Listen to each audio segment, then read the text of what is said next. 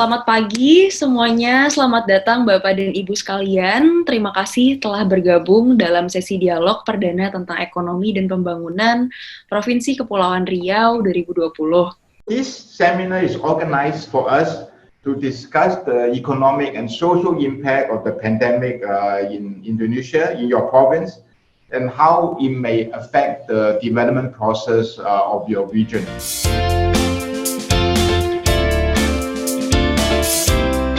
Secara umum, peringkat Provinsi Kepulauan Riau menurun dari peringkat 10 di tahun 2019 menjadi peringkat 11 di tahun ini, serta berada pada peringkat 1 dari 10 provinsi di wilayah yang sama, yaitu Provinsi Sumatera. Selanjutnya, kita akan masuk ke dalam dialog topik utama kita, yaitu refleksi daya saing Provinsi Kepulauan Riau 2019 dan outlook daya saing dalam tatanan baru, di mana topik utamanya yaitu pengembangan kawasan ekonomi khusus atau KEK dalam meningkatkan daya saing Provinsi Kepulauan Riau.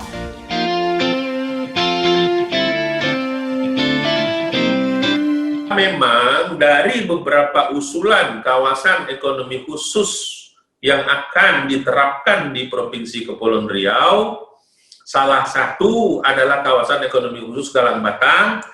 Kawasan ekonomi Galang Batang ini berada di Kabupaten Bintan, Provinsi Kepulauan Riau, dan pelaksananya adalah PT Bintan Alumina Indonesia.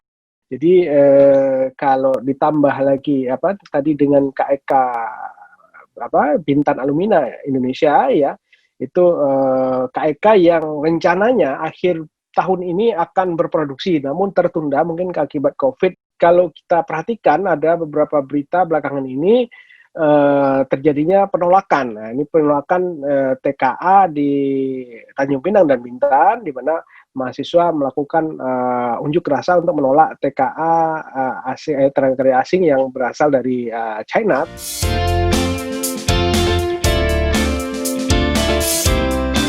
Pada tahun anggaran 2021 yang akan datang, ada 3 usulan prioritas yang kami sampaikan kepada pemerintah pusat. Yang pertama adalah dimulainya pembangunan jembatan Batam Bintan. Kemudian usulan prioritas yang kedua pada tahun anggaran 2021 yang akan datang adalah pembangunan flyover di Simpang Kabil Batam untuk mengatasi tingkat kemacetan, terutama di kawasan Simpang Kabil. Berikutnya, usulan kita yang ketiga adalah pembangunan sistem penyediaan air minum regional Pulau Bintan.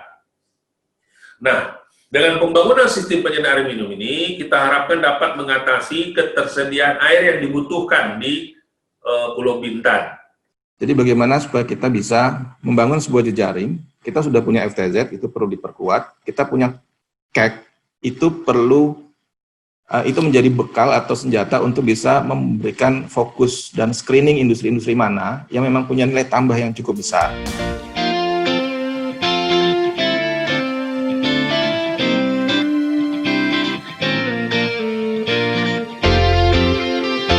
Kita berharap pemerintah pusat memberikan insentif terutama untuk rekan-rekan dua sektor terbesar di Kepri ini, yaitu manufaktur dan konstruksi.